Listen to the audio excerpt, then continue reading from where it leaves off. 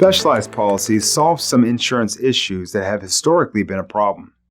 More established policies like whole and term life have been around for more than a century, but those type of contracts couldn't solve the concerns of everyone who needed coverage.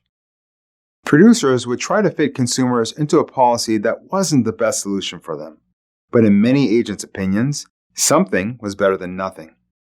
Problems that began to surface included increased lapses due to non-payment of premiums, people canceling coverage due to inability to afford the premium, and insureds replacing policies with updated contracts some other insurance company had just released. Eventually, carriers began to design policies that embraced additional client concerns, like joint life policies.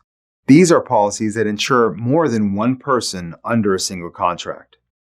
Depending on many issues, joint life contracts are typically less expensive than two individual policies, but much of that is dependent upon the health of the individuals. Please remember that there are two versions of the joint life policies. The joint life contract, also known as first-to-die policies, pays a death benefit when any of the joint insured dies, and then the policy is over. Conversely, a joint and survivor policy, also called a survivorship or a last-to-die policy, does not pay the death benefit until all the insured persons have died. The producer needs to determine the purpose of these policies with the prospective insurers. Which should be purchased completely depends on when the death benefit will be needed. For example, a first-to-die policy works well for a couple with young children in the household. If either of the parents died, the death benefit will be paid. This provides funds for the surviving parent to provide a standard of living for the children, pay off debt and any final expenses of the spouse that died, take care of the mortgage, and perhaps provide the kids some education. The primary purpose of a survivorship or second-to-die policy is to provide funds when all of the insured covered under the policy have passed. The death benefit in a joint and survivor policy are commonly used to pay off any estate or inheritance taxes that may come due after the death of the survivor, to leave as a legacy for the children, or any other need that comes up after both of the insurers have died. Oftentimes, especially in well-to-do households, the death benefit will be bequeathed to a charity, which has the additional benefit of giving the estate a charitable contribution tax deduction. The last policy we explored was juvenile life insurance, and there are two versions of juvenile policies as well. Both policies limit the issue ages of the insured from birth to age 18.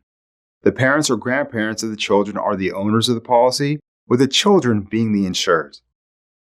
Once the child reaches age 18, ownership of the policy transfers to that child. Remember, the purpose of these policies is to provide for the child's life insurance needs as they age, get married, and have children. Finally, there was a jumping juvenile policy, which most companies call a junior estate builder. It has the same general attributes as a regular juvenile policy with one important exception. When the child reaches age 18, the face of the amount of the policy increases, sometimes as much as 5-fold, without any evidence of insurability or proof of health. And the best part? The premium doesn't change. This policy will obviously be more expensive than a juvenile contract that doesn't jump, but it provides a much larger death benefit for the future. Our final section deals with group life insurance. You'll notice there are significant differences in group life compared to individual life insurance. The underwriting process is considerably different. Premiums are less per person compared to individual contracts, and instead of having a choice of permanent versus term, group policies are almost exclusively term insurance. Please study the differences carefully and make sure to pay attention to the terminology. Examples include participation requirements, contributory and non-contributory plans, open and closed enrollment periods, and other concepts and terms that were not used in individual contracts. The lesson also takes a quick look at advertising and prohibited sales practices, which will be closely looked at in your laws and rules section.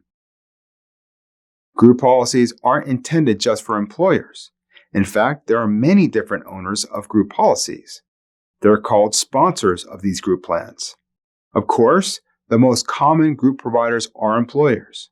Lending institutions, associations, and other groups can offer group contracts to their members, but only under certain circumstances.